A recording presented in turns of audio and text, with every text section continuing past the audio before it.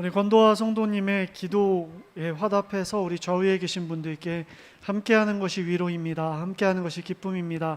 우리 같이 인사하고 말씀 나누도록 하겠습니다. 인사 나눌게요. 함께하는 것이 기쁨입니다. 함께하는 것이 위로가 됩니다.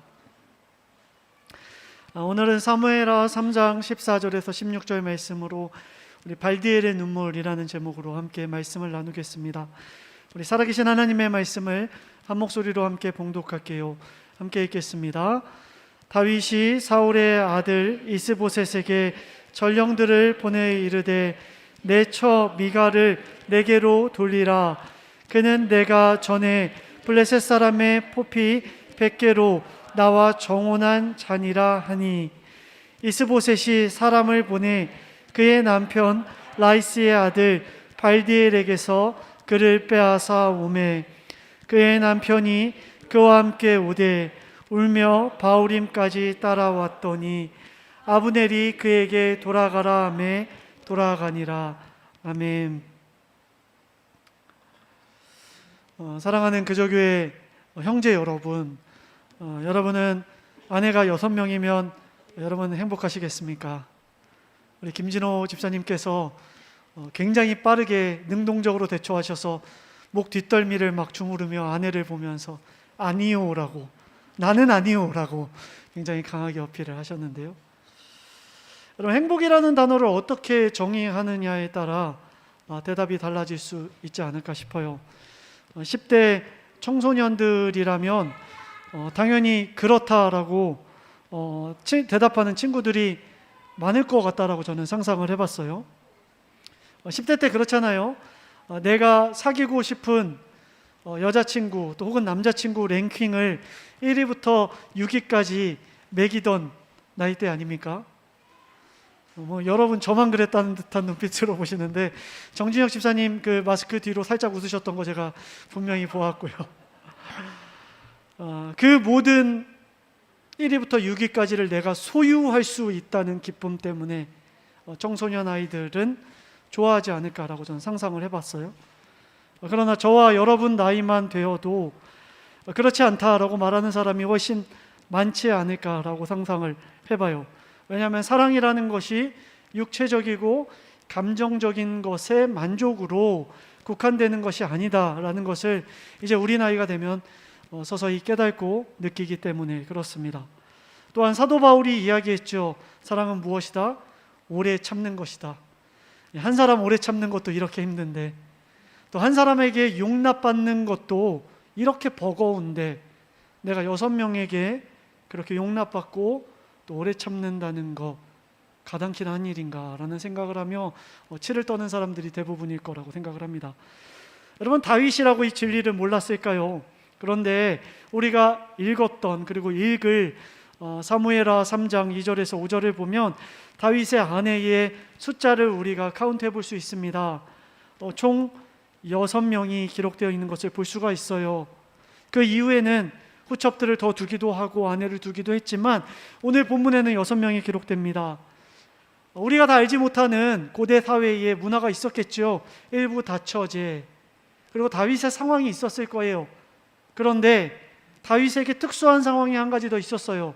그것은 무엇이냐면 다윗이 바로 유다의 왕이었기 때문입니다. 왕은요, 자손이 많아야 그 왕조가 든든히 설 수 있었어요. 여러분, 확률적으로 생각해 볼까요? 아내가 많아야 자손이 많을 수 있는 거 아니겠습니까? 남자는 하나지만 아내가 많으면 후손이 많고, 후손이 많아야 나라가 안정적으로 설 수 있다는 것이 동서고금을 막론하고 그 당시에 왕정사회의 일반적인 문화였다. 그래서 왕들은 아내를 많이 두는 것, 그것이 일반적이었다. 여러분, 솔로몬은 왕비와 후궁까지 1000명이 넘었다는 것을 보면 우리가 이것을 알 수 있는 것이죠. 여러분, 그런데 신명기 17장 17절에서 하나님께서는 이렇게 말씀하십니다. 왕은 또 많은 아내를 둠으로써 그의 마음이 다른 데로 쏠리게 하는 일이 없어야 하며 라고 이야기합니다. 하나님 뭐라고 말씀하십니까? 왕은 많은 아내를 두지 않아야 한다라고 말씀하셨어요. 세상은 그렇게 흘러가지만, 세상의 왕조는 그렇게 세우는 것이 맞다고 이야기하지만, 나는 너에게 이야기한다. 하나님 나라의 왕은 왕비를 많이 두어서는 안 된다. 군마를 많이 두어서도 안 된다. 신명기서를 통해서 하나님께서는 왕이 되는 방법을 이야기하셨다고요. 그런데 성경을 보면요, 다윗의 왕조가 세워지는 그 모든 과정이 하나님께서 말씀하신 그 하나님 나라의 방법대로 착착 착수된 것이 아니었음을 우리는 사무엘하 3장 초반 부분을 보아서 알 수가 있습니다. 다윗의 그 정치적인 배경, 그 백그라운드에 보면 세상적인 방법과 세상적인 기술들이 여러 군데 때처럼 묻어 있는 것을 우리가 보아서 알 수 있다라는 것이죠. 그 왕비 6명 가운데 저는 오늘 세 번째 왕비를 한번 눈여겨봤으면 좋겠습니다. 첫 번째 왕비와 두 번째 왕비는 여러분 잘 아는 사람입니다. 아히노암과 아비가일. 지난주에도 이야기했죠. 어떤 왕비였습니까? 광야를 떠돌 때 다윗이 망명 생활을 하던 그 시기에 얻었던 여인들입니다. 사울을 피해서 그 핍박 가운데, 박해 가운데 떠돌면서 만났던 여인들. 그런데 세 번째 여인으로 거명된 여인은 성경에 기록되기를 공주였다라고 나옵니다. 여러분, 이것을 통해 우리가 유추할 수 있는 한 가지 사실, 그것은 다윗이 유다 왕이 된 이후에 세 번째 아내를 얻었을 것이다. 그렇죠. 어떤 왕이 떠돌이 망명 생활을 하고 있는 남자에게 자신의 딸, 공주를 주겠습니까? 한 나라의 굳건한 왕이 되었을 때에야 공주를 주지 않겠습니까? 그래서 그술 지역의 왕이었던 그 왕이 자신의 딸인 마아가라는 여인을 다윗에게 결혼하도록 준 것은 유다의 왕이 된 이유일 것이다 라고 우리가 생각해 볼 수 있어요. 여러분, 근데 그술 지역이 어딘지 한번 찾아봤어요. 그 그술 지역은 이스보셋, 사울의 아들이 통치하고 있는 마하나임이라는 지역을 공격하기에 최적임지였어요. 여러분, 여기서 우리가 한 가지 생각할 수 있죠. 이 세 번째 결혼은 정략 결혼이었다. 매우 정치적이었다. 사랑 때문에 내 감정이 애달아서 결혼했다기보다는 다윗의 왕권을 확고히 하는 일 가운데 공주를 데리고 오고 공주를 통해서 정치적인 안정을 유지하려고 하는 그러한 이해관계가 들어가 있었다라고 우리가 볼 수가 있습니다. 여러분, 그럼에도 불구하고 사무엘하 3장 1절에는 이렇게 기록되어 있습니다. 그러나 다윗의 집안은 점점 강해졌다. 다윗의 왕조가 세상적인 방법, 또 세상적인 술수, 세상적인 모책을 이용했지만 든든하게 하나님 앞에서 세워져 가는 것, 완성되어져 가는 것을 볼 수 있었다는 것이죠. 여러분, 그러면 현 시점에서 다윗의 라이벌이라고 할 수 있는 이스보셋, 사울의 왕조는 어떻게 됐을까요? 그 뒤에 바로 나오죠. 사울의 집안은 점점 더 약화되었다라고 나옵니다. 그리고 6절에 보면 그 특징이 하나 나오는데요, 뚜렷합니다. 사울의 아들이었던 이스보셋이 아니라 사울의 군사령관이었던, 그 나라의 2인자였던 아브넬이 점점 더 세력을 잡아가는 것을 볼 수가 있습니다. 이스보셋이 힘을 잃어가고 아브넬이 군사였지만, 장군이었지만 힘을 얻어가는 것을 볼 수 있다고요. 여러분, 아브넬은요, 정치 구단이었어요. 그는 장수였지만 머리가 똑똑한 사람이었습니다. 그래서 알았어요. 내가 이 나라를 이어받는 것 좋죠. 거기에 기뻐할 수 있죠. 그러나 그는 한 수를 더 받습니다. 이제 곧 다윗에게 온 이스라엘이 넘어가겠구나. 판세가 기울겠구나. 그래서 12절과 13절에 나오는 것처럼 행동합니다. 아브넬은 다윗에게 사람을 보냅니다. 그러면서 이야기해요. 이 나라가 누구의 것입니까? 보십시오. 이 나라가 이제 아브넬 나에게 넘어왔습니다. 내 겁니다. 그러니 당신과 내가 언약을 맺읍시다. 내가 당신 편 들겠습니다. 이제 더 이상 사울의 왕조에 붙어있지 않겠습니다. 다윗 왕조를 세우는 일에 내가 일조하겠습니다. 당신 편에 서도록 할게요. 다윗이 뭐라고 얘기합니까? 좋소. 나랑 언약을 맺읍시다. 그런데 한 가지 조건을 내밀죠. 그 조건이 무엇입니까? 사울의 딸 미갈을 나에게 데려오십시오라고 조건을 내걸고 있는 겁니다. 여러분, 정보가 많아서 좀 어렵겠지만 잘 한번 들어보십시오. 여러분, 미갈이 누구입니까? 다윗과 결혼했던 첫 번째 여인이었죠. 우리 아이들도 잘 알고 있는 이야기. 골리앗과의 전투 가운데 다윗이 이기게 됩니다. 그때 사울이 약속하죠. 내가 너를 사위 삼겠다. 내 딸을 주겠다. 그런데 다윗에게 주기 싫은 거예요. 그래서 사울이 다윗에게 이야기합니다. 블레셋의 장수의 포피를 100개를 가져오면 그거를 결혼 지착금으로 여기고 내가 주겠다. 사울이 씁니다. 그렇게 싸우다 죽겠지. 근데 다윗이 어떻게 합니까? 100개가 아니라 200개를 가져와요. 블레셋 사람 200명을 쳐 부수고, 그리고 맞이한 여인이 바로 미갈이었던 것입니다. 그런데요, 한번 상상해 볼게요. 다윗에게는 이미 6명의 아내가 있었습니다. 그런데 굳이 미갈을 데려와야 했을까요? 충분히 사랑하는 여인들이 있었음에도 불구하고 또 데려와야 했었을까요? 하나님 말씀에 왕비를 많이 두지 말라고 했는데 왜 굳이 또 데려와야 했을까요? 납득이 가지 않는 이유죠. 여기에도 정치적인 이유가 있습니다. 이스라엘을 통일하는 기점에 사울의 집안의 여인을 데려오면, 여러분 지난주에 얘기한 것처럼 그 혈통으로 인해서 자신의 정치적인 든든한 버팀목이 되고 그 집안도 자신의 집으로 흡수할 수 있는 강력한 왕권을 가질 수 있었던 것이에요. 여러분 14절에 다윗이 뭐라고 얘기하나 보십시오. 아내 미갈을 돌려주시오. 미갈은 내가 블레셋 사람의 포피 100개를 바치고 얻은 아내요. 마치 자신의 소유권을 이전받으려는 것처럼, 마치 미갈을 내가 돈 주고 산 것처럼 내 노동의 보상입니다, 내 권리입니다 라고 요구하고 있는 모습을 통해서 분명히 그러하다는 것을 우리가 알 수 있다는 것이죠. 여러분, 길게 돌아왔습니다만 사무엘하 3장의 주제를 제가 요약합니다. 주제는 이것입니다. 그럼에도 불구하고 결론적으로 다윗의 집안이 든든하게 섰다.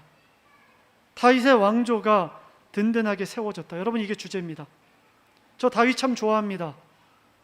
예수 그리스도께서 다윗의 가문을 통해서 나셨기 때문에 더더욱이나 우리 모두가 좋아해 마땅합니다. 역시 그럼 그렇지 사울이 아니라 다윗이었어 라고 좋아해 마땅해요. 그런데요, 말씀을 제가 여러 번 읽으면서 마음이 아쉽기 그지없었어요.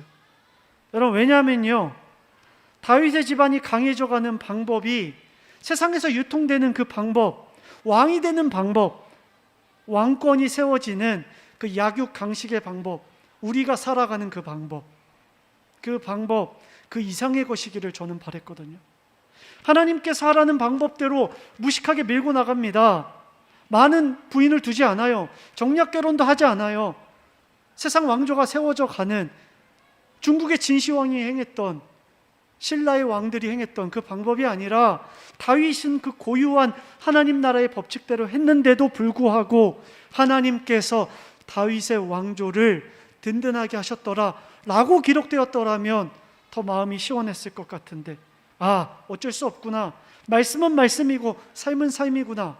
우리도 오늘 이렇게 말씀 듣지만 우리 삶에서는 약간의 변주를 주고 내가 이 정도 타협해서 하나님 앞에서, 하나님, 말씀은 말씀이고 삶은 삶이잖아요. 어쩔 수 없잖아요. 이거 어떻게 뚫고 나갑니까? 라고 하는 것처럼 다윗도 어쩔 수 없구나. 기본 공식이라는 게 있잖아요. 물은 위에서 아래로 흐릅니다. 사업의 기본 방식이 있잖아요. 그리고 유치원 엄마들 모였을 때 이야기 나누는 그 기본적인 방식들 있잖아요. 그거 깰 수 없구나. 그거 깨고서는 승승장구하는 방법 없구나라고 우리가 이해할 수밖에 없다라는 게 너무나도 마음이 아쉬웠다고요. 여러분, 다윗은요, 유대 사람들이 세 손가락 안에 꼽는 존경하는 사람 가운데 한 명입니다. 그렇죠? 원수를 사랑하라 할 때 끝까지 사랑했던, 사울을 그렇게 사랑했던 굉장히 위대한 사람, 경탄이 나오는 사람 아닙니까? 그런데도 오늘 말씀에 보면 매우 인간적이며 어쩌면 우리가 살아가는 그 방식대로 하나님 나라를 이뤄가는 다윗의 모습을 우리가 엿볼 수 있다. 그리고 그 야국 강식의 결과가 나중에 그의 아들들을 통해서, 압살롬을 통해서 열매 맺는 것을 보게 되지만, 오늘 말씀 가운데에서도 우리가 한 절 볼 수 있는 것을 말씀에서 찾을 수가 있다는 것입니다. 사무엘하 3장 15절과 16절을 보면 이렇게 기록됩니다. 그러자 이스보셋이 사람을 보내어서 미갈을 그의 남편인 라이스의 아들 발디엘에게서 빼앗아 오도록 하였다. 그때 그 여인의 남편은 계속 울면서 바후림까지 자기 아내를 따라왔다라고 이야기합니다. 말씀을 묵상하면서 그런 생각이 들었습니다. 미갈의 마음 어땠을까? 2번이나 파혼을 맞은 그 여인의 마음 어땠을까? 하나님의 방법으로는 굳이 다윗 그러지 않아도 되는데, 다윗도 억울할 수 있죠. 나도 사울에게 당했어. 하지만 그 당한 것을 이겨내기 위한 다윗의 방법을 통해 미갈이라는 한 여인의 마음의 아픔은 어땠을까? 이것은 둘째치고 16절에 나오는 발디엘이라는 남자가 있습니다. 이 사람의 인생이 어땠는지는 아무도 몰라요. 성경에 기록되어 있지 않으니까요. 이 사람이 의인이었는지 불의한 사람이었는지 저도 모릅니다. 다윗보다 어땠는지 저쨌는지 몰라요. 그러나 적어도 오늘 본문에서는 한 가지 확실한 것, 이 발디엘이라는 남자, 눈물을 흘리며 아내를 잃으며 따라가는 모습이 너무나도 사랑스럽지 않습니까? 여러분, 이 사람의, 이 남자의 아픔은 어떡합니까? 다윗 왕조가 세워지기 위해서 어쩔 수 없는 것이다. 세상 살다 보면 누군가는 저렇게 소모되는 것이 사실이다라고 우리가 인정할 수밖에 없는 것일까요? 다윗의 나라가 든든히 세워지려다 보니 누군가는 울게 되는 나비 효과가 성경에 기록되는 것을 보면서 인간이 하는 일이 다 이렇구나, 어쩔 수 없구나. 저는 이 단 한 장의 말씀을 통해서도 참으로 우리의 인생사가 그렇구나, 우리의 유한한 인생사를 통해서 누군가는 승승장구하기 위해서 누군가는 눈물을 흘리는 인생을 살아갈 수밖에 없구나. 하나님 나라 우리 꿈꾸지요.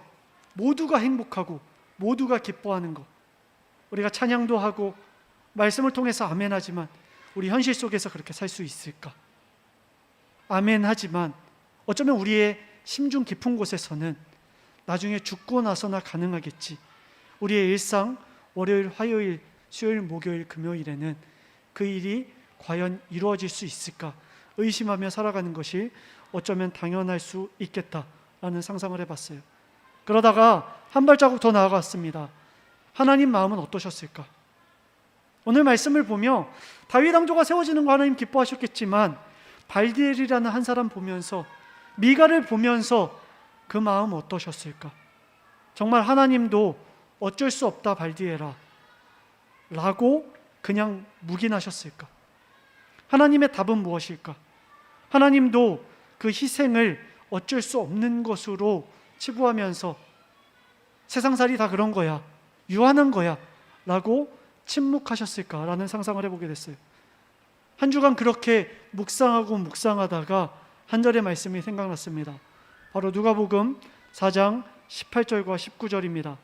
주의 성령이 내게 임하셨으니 예수 그리스도께서 가난한 자에게 복음을 전하시려고 이 땅 가운데 오셨다. 포로된 자, 눈먼 자, 눌린 자에게 하나님의 은혜의 해를 전파하게 하기 위해서 이 땅 가운데 오셨다. 여러분, 예수님께서 이 땅에 오신 이유가 누가복음에 확실하게 적혀져 있어요. 가난한 자를 위해서.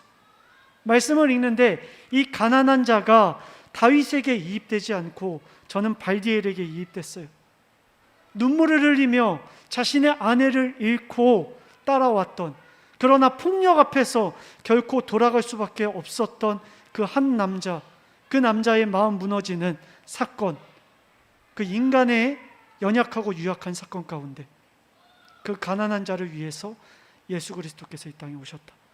포로되고 눈이 멀고 눈 멀었던 남자, 하나님은 그런 발디엘을, 그런 가난한 자를 그 약육강식의 희생물로 너 어쩔 수 없다라고 내버려 두지 아니하시고 자신의 아들을 그 인생 가운데 투입하셔서 또 하나의 발디엘이 되게 하셔서 공감하셔서 그와 함께 걸어가게 하시고 그와 함께 그 은혜를 누릴 수 있도록 하셨다. 여러분, 이것이 성경이 우리에게 기록하고 있는 하나님 나라의 이야기라는 것입니다. 여러분, 인간이 세우는 하나님 나라, 그저 교회, 또 하나의 교회가 세워진다고 해도 어쩌면 우리는 이 안에서 상처도 받고 아픔도 누리고 연약함을 이야기할 수밖에 없을 겁니다. 그러나 예수 그리스도께서 우리 가운데 침투하셔서 머리가 되셔서 함께 걸어가시면서 희생되는 그들 가운데 내가 함께 걷겠다, 내가 임마누엘 하겠다라고 말씀하셨다라는 것이죠. 여러분, 각자 다 다를 겁니다. 하지만 우리가 걸어가는 인생길, 때로는 어떤 사람들은 육신의 아픔으로 인해서, 또 어떤 사람들은 또 살아가는 생업과 또 가족의 문제로 인하여서 종종 기도하죠. 하나님, 이거 누구 탓입니까? 누구의 죄 때문입니까? 누구의 문제 때문입니까? 수백 번 물어봐도 도통 들을 수 없는 그 대답의 문제.